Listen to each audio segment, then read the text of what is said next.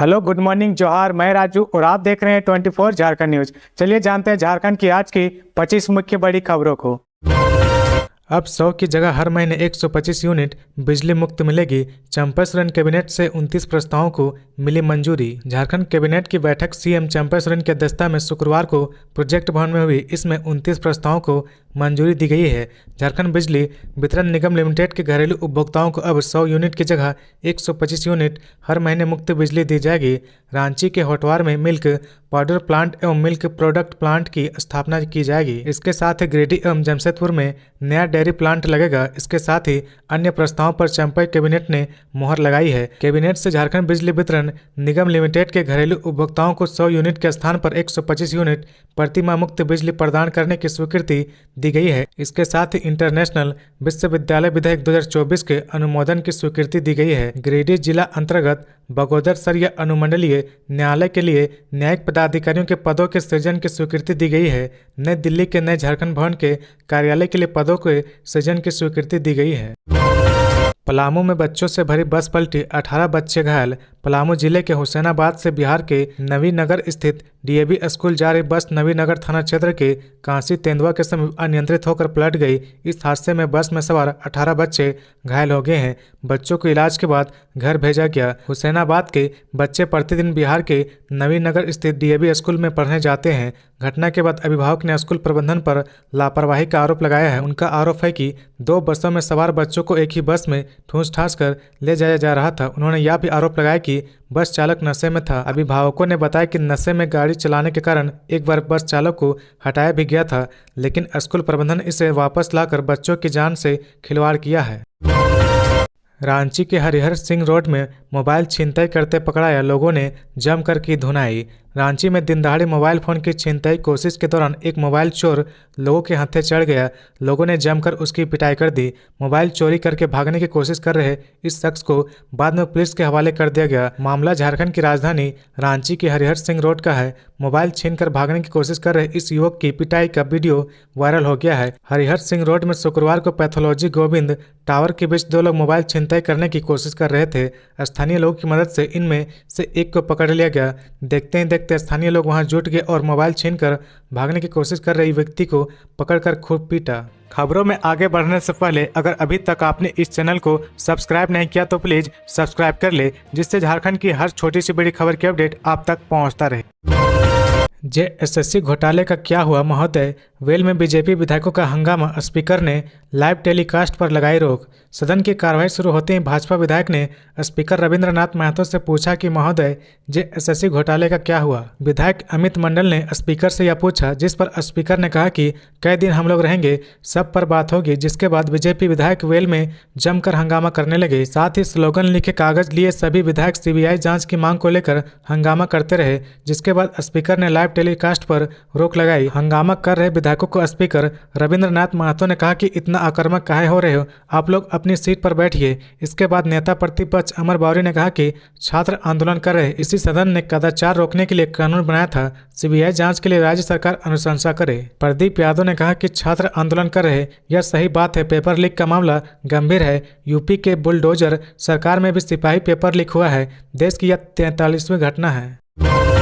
झारखंड पात्रता परीक्षा का रास्ता साफ, 16 वर्ष बाद आयोजित होगी परीक्षा। राज्य के कॉलेज में सहायक प्राध्यापक के पदों पर नियुक्ति हेतु अर्हता तय करने के लिए आयोजित होने वाली झारखंड पात्रता परीक्षा जेट का रास्ता साफ हो गया है। कैबिनेट की स्वीकृति मिलने के बाद उच्च एवं तकनीकी शिक्षा विभाग ने इससे संबंधित नियमावली अधिसूचित कर दी है। इसके तहत यह पात्रता परीक्षा झारखंड लोक सेवा आयोग द्वारा प्रत्येक वर्ष आयोजित की जाएगी। इस तरह राज्य में 16 वर्ष बाद यह परीक्षा आयोजित की जाएगी। इससे पहले यह परीक्षा वर्ष 2007-8 में आयोजित हुई थी, जो काफी विवादित हुई थी। नवगठित नियमावली में परीक्षा के पैटर्न में कई बदलाव किए गए हैं। यह परीक्षा कंप्यूटर बेस्ड होगी। इसमें वस्तुनिष्ठ प्रश्न पूछे जाएंगे। यह परीक्षा 2 पात्रों की होगी। पहला पत्र टीचिंग, रिसर्च एप्टीट्यूड तथा रीजनिंग एबिलिटी के संबंधित होगा, जिसमें से 2-2 अंकों के कुल 50 प्रश्न पूछे जाएंगे। दूसरे पत्र की परीक्षा संबंधित विषय की होगी, जिसमें 2-2 अंकों के कुल 100 प्रश्न पूछे जाएंगे। दोनों पत्रों के बीच कोई गैप नहीं होगा। इस तरह कुल 3 घंटे की यह परीक्षा होगी। इनमें कोई नेगेटिव मार्किंग नहीं होगी।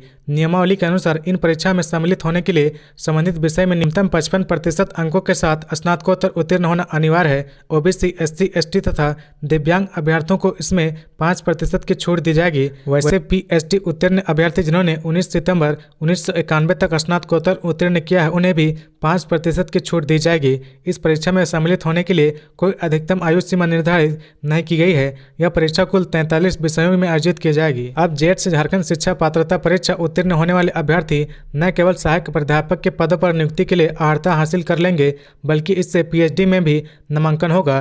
परीक्षा उत्तीर्ण करने वाले अभ्यर्थी पीएचडी में नामांकन के लिए योग्य माने जाएंगे। बाबूलाल मरांडी का चंपा सोरेन सरकार पर आरोप, कहा जेएसएससी में भ्रष्टाचार का बोलबाला। झारखंड प्रदेश बीजेपी अध्यक्ष बाबूलाल मरांडी ने शिक्षा भ्रष्टाचार समेत कई मामलों पर चंपा सोरेन की गठबंधन सरकार पर हमला बोला है। उन्होंने राज्य की शैक्षणिक व्यवस्था की गड़बड़ियों और छात्र युवाओं की समस्याओं को लेकर सरकार पर तंज कसा है। बाबूलाल मरांडी ने प्रदेश में प्रतियोगिता परीक्षाओं के पेपर लीक से लेकर राइट टू एजुकेशन के तहत गरीब छात्रों को स्कूलों में दाखिला न मिल पाने के लिए सीधे सरकार को जिम्मेदार ठहराया है। बीजेपी नेता बाबूलाल मरांडी ने आरोप लगाया कि झारखंड स्टाफ सिलेक्शन कमीशन में भ्रष्टाचार का बोलबाला है। यह कमीशन ना तो सही से परीक्षा करा पा रही, ना ही परीक्षा के परिणाम जारी कर पा रहा। इसके कारण युवाओं को मानसिक यातनाओं से गुजरना पड़ रहा है। उन्होंने कहा कि हैरानी है कि सब कुछ देखते हुए भी राज्य सरकार जेएसएससी के भ्रष्ट कार्यशैली को संरक्षण दे रही है। सभी जिलों में छोटे प्लेन के लिए बनेगा रनवे, गिरिडीह में यह होगा खास। गिरिडीह स्थित बोड़ो हवाई अड्डा का रनवे विस्तार करने के लिए 25 एकड़ भूमि का अधिग्रहण किया जाना है, जिसमें 17.97 एकड़ भूमि रैयतों की होगी। राज्य सरकार से इसकी अनुमति मिल गई है। कुछ दिनों पहले कैबिनेट की बैठक में भी इसकी स्वीकृति मिली थी। रैयतों की भूमि के बदले 60.75 एकड़ रुपए मुआवजा दिया जाएगा। मंत्रिमंडल सचिवालय एवं समन्वय विभाग अंतर्गत नगर विमानन प्रभाग की ओर से इसके लिए संकल्प जारी किया जा चुका है। रनवे को 6000 फीट किया जाएगा, जिसकी वर्तमान में लंबाई 2996 फीट है। गिरिडीह जिला प्रशासन की अनुशंसा पर मौजा जरीडी व मौजा इंडिया डी में जमीन अधिग्रहित की जाएगी। बता दें कि 25 एकड़ जमीन में 7 एकड़ से अधिक जमीन गैर मजरूआ किस्म की है। राशि की व्यवस्था अनुपूरक बजट के लिए किया गया था। दरअसल राष्ट्रीय नगर विमानन नीति 2016 के तहत वर्तमान समय में विमानन क्षेत्र में विकास कार्य को गति प्रदान करने के लिए पैसेंजर तथा गुड्स का आवागमन सुगम बनाने के लिए एयरपोर्ट रनवे विस्तार की योजना ली गई है। इस संबंध में राज्य के मुख्यमंत्री के द्वारा 7 अप्रैल 2023 को एक समीक्षा बैठक हुई थी, जिसमें राज्य के सभी जिला मुख्यालय में छोटे वायु वाहनों के संचालन के लिए हवाई पट्टी विकसित करने की संभावना तलाशने का निर्देश अधिकारियों को दिया गया था। इसके आलोक में गिरिडीह स्थित बोड़ो हवाई अड्डा के समुचित उपयोग तथा चार्टर्ड विमानों का संचालन, एयर एम्बुलेंस की सुविधा, उड़ान प्रशिक्षण का संचालन एवं जैन धर्मावलंबियों के लिए वायु मार्ग की आवश्यक सुविधा मुहैया कराने के लिए रनवे का विस्तार कराने का निर्णय लिया गया है। 6 सूत्री मांगों को लेकर वार्ड सदस्य ने पंचायत भवन में जड़ा ताला, बीडीओ के हस्तक्षेप करने पर खुला ताला। वार्ड सदस्य ने बताया कि 2 वर्ष बीत जाने के बावजूद मुखिया ने कार्यकारिणी की बैठक नहीं बुलाई गई है। इस पंचायत के अंदर कितने लोगों के बीच कंबल का वितरण किया गया, इसकी जानकारी दी जाए। कार्यकारिणी की बैठक में उपस्थित वार्ड सदस्यों के हस्ताक्षर व पारित योजनाओं में पारदर्शिता बरती जाए। वार्डों को योजना से वंचित रखा जाता है। अब वो आवास योजना में जरूरतमंदों को शामिल नहीं किया गया, इसकी सुधार किया जाए। मौके पर पहुंचे बीडीओ को वार्ड सदस्यों ने आवेदन देकर कार्रवाई की मांग की है। बीडीओ ने कहा कि पंचायत सचिवालय को बंद करना गैर कानूनी कार्य है। कार्यकारिणी की बैठक नियमित करने का निर्देश मुखिया को दिया गया है। अब वो आवास योजना चयन को लेकर कहा कि योग्य लाभुक को ही इसका लाभ मिलेगा। उन्होंने कहा कि अब वो आवास योजना में गड़बड़ी पाए जाने पर त्वरित कार्रवाई की जाएगी। सभी वार्डों में योजना संचालित हो। पंचायत सचिवालय को नियमित रूप से खुला रखने का निर्देश पंचायत सचिव को दिया गया है। झारखंड के कृषि सचिव ने 21 पदाधिकारियों को किया शौकेज। कृषि पशुपालन एवं सहकारिता विभाग के सचिव अबू बकर सिद्दीकी ने गुरुवार को 21 पदाधिकारियों को शौकेज किया है। वह नेपाल हाउस स्थित एनआरसी सभागार में सभी जिलों के कृषि पदाधिकारी, पशुपालन एवं मत्स्य पदाधिकारी को वीडियो कॉन्फ्रेंसिंग के माध्यम से आयोजित विभागीय समीक्षा कर रहे थे। उन्होंने कई जिलों में निराशाजनक प्रदर्शन को लेकर नाराजगी जताई है। सचिव ने गिरिडीह, पूर्वी सिंहभूम, रामगढ़, हजारीबाग, सरायकेला खरसावां और लोहरदगा के जिला भूमि संरक्षण पदाधिकारी, हजारीबाग, रामगढ़, लोहरदगा, गुमला, लातेहार और खूंटी के जिला कृषि पदाधिकारी और सरायकेला, सिमडेगा, हजारीबाग, जमशेदपुर और गुमला के जिला पशुपालन पदाधिकारी को शौकेज नोटिस जारी करने का आदेश दिया गया है। कहा कि अगले 8 दिनों के अंदर अगर योजनाओं के कार्यान्वयन में तेजी नहीं आती है अथवा प्रदर्शन में सुधार नहीं आता है तो कार्रवाई के लिए तैयार रहें। उन्होंने मुख्यमंत्री पशुधन योजना की समीक्षा करते हुए हजारीबाग, गुमला, सिमडेगा, जमशेदपुर और सरायकेला के जिला पशुपालन पदाधिकारी को सख्त हिदायत देते हुए शोकेस जारी करने का निर्देश दिया है। उन्होंने कहा कि मार्च के प्रथम सप्ताह में दोबारा विभागीय समीक्षा की जाएगी। JSPLS के साथ बैठक कर महिला समूह को बतख योजना से जोड़ने का निर्देश दिया गया है। लक्ष्य के विरुद्ध चयनित लाभुक की संख्या एवं DBT की स्थिति में सुधार लाने को कहा। विभागीय सचिव ने समेकित बिरसा ग्राम विकास योजना सह कृषक पाठशाला की राशि का व्यय सुनिश्चित करने व कृषि ऋण माफी योजना का सैचुरेशन प्रमाण पत्र 29 फरवरी तक पूर्ण कर विभाग को भेजने का निर्देश दिया है। सुखाड़ फसल राहत योजना को लेकर भी निर्देश दिए गए हैं। ऐसे जिले जहां 10% से भी कम काम हुआ है उन जिलों के कृषि पदाधिकारी को शोकेस का आदेश दिया गया है।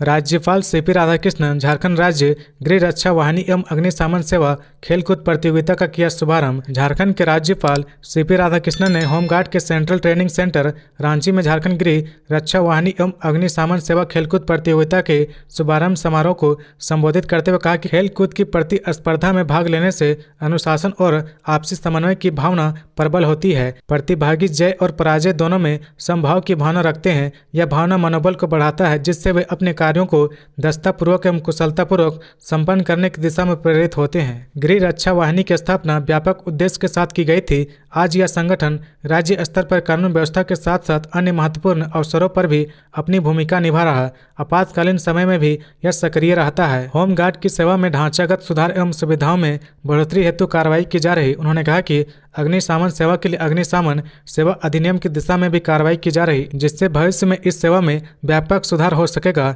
विश्वास प्रकट करते हुए कहा कि सभी प्रतिभागी खेल भावना का परिचय देंगे और इसी भावना के साथ अपने कर्तव्यों का निर्वहन भी करेंगे। रांची SSP चंदन सिन्हा ने 23 थानेदारों को तबादला किया। जानिए कौन कहाँ गए। रांची SSP चंदन सिन्हा ने 23 थाना प्रभारियों का तबादला कर दिया है। साथ ही 3 सब इंस्पेक्टर की भी पोस्टिंग की गई है। इसकी सूचना संबंधित विभागों को जारी कर दी गई है। मिली खबर के मुताबिक इनको तत्काल प्रभाव से योगदान देने का आदेश दिया गया है। SSP कार्यालय से जारी सूचना के अनुसार फैज रवानी को राहे OP, राहुल को मांडर थाना, अजीम अंसारी को चाहनो थाना, विनीत कुमार को ठाकुर गांव थाना, संतोष कुमार यादव को लापुंग थाना, देव प्रताप धान को नारकोपी थाना, इसके अलावा सब इंस्पेक्टर चमरा मिंज को अनगढ़ा थाना आदि को पदस्थापित किया गया है। शिल्पी नेहा तिर्की बोली, सदन में सरकार को उंगली हम भी दिखाएंगे। राजेश ठाकुर का दावा, कोई नाराज नहीं है। झारखंड में मंत्री पद पर कांग्रेस विधायकों की नाराजगी पर प्रदेश अध्यक्ष राजेश ठाकुर ने कहा कि कहीं कोई नाराजगी नहीं, सारे अपने परिवार के सदस्य हैं। उन्होंने नाराज विधायकों को छोटा भाई कहते हुए कहा कि मौजूदा बजट में मैनिफेस्टो में शामिल सारे वादों को शामिल किया जाएगा। इस दौरान पार्टी नेतृत्व पर सवाल उठाने वालों को लेकर राजेश ठाकुर ने कहा कि उनसे पारिवारिक और राजनीतिक संबंध है। हालांकि 12वें मंत्री के सवाल पर राजेश ठाकुर ने चुप्पी साध ली है। गौरतलब है कि नई चंपई सोरेन सरकार का मंत्रिमंडल विस्तार 16 फरवरी को हुआ। इसमें कांग्रेस कोटे के पुराने मंत्रियों को ही शपथ दिलाई गई, जिस पर पार्टी के 12 विधायकों ने विरोध जताया और दिल्ली चले गए। नाराज विधायकों ने कहा कि शीर्ष नेतृत्व से मुलाकात का प्रयास किया। इधर विधायकों की नाराजगी के सवाल पर पार्टी के खिजरी विधायक राजेश कच्छाप ने कहा कि 12वें मंत्री पर कांग्रेस पार्टी का स्वाभाविक हक है। उन्होंने कहा कि यदि मौजूदा मंत्री अपना आचरण सुधार ले और लोगों का काम होने लगे तो हमें कोई दिक्कत नहीं है, हमारी नाराजगी भी नहीं रहेगी। बता दें कि पार्टी के नाराज विधायकों में राजेश कच्छाप का नाम भी उल्लेखनीय है। राजेश कच्छाप ने शपथ ग्रहण वाले दिन नाराजगी के सवाल पर कहा था कि मंत्री उनका फोन नहीं उठाते, उनसे मुलाकात करना चाहो तो उपलब्ध आसान नहीं होती, हम मंत्रियों के क्षेत्र का काम नहीं करा पाते और फिर जनता को जवाब देना मुश्किल हो जाता है।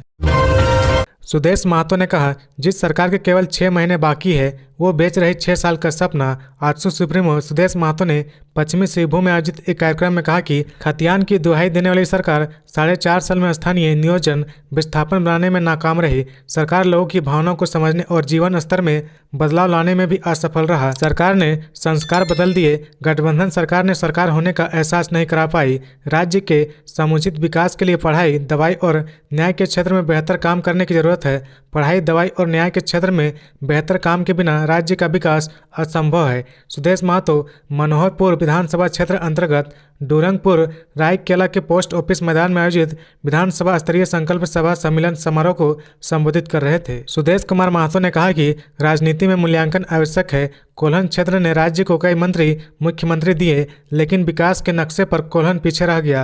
उन्होंने कहा कि अबुआ आवास के चयन प्रक्रिया में ग्राम सभा को नज़रअंदाज करना गलत है। जिस सरकार की उम्र 6 महीने की है वो जनता को अगले 6 साल का आश्वासन दे रही है। परीक्षा बेचने के बाद इनकी तैयारी अबुआ आवास को बेचने का है। गरीबों को मिलने वाला आवास पहले से पक्के मकान वालों को मिलेगा।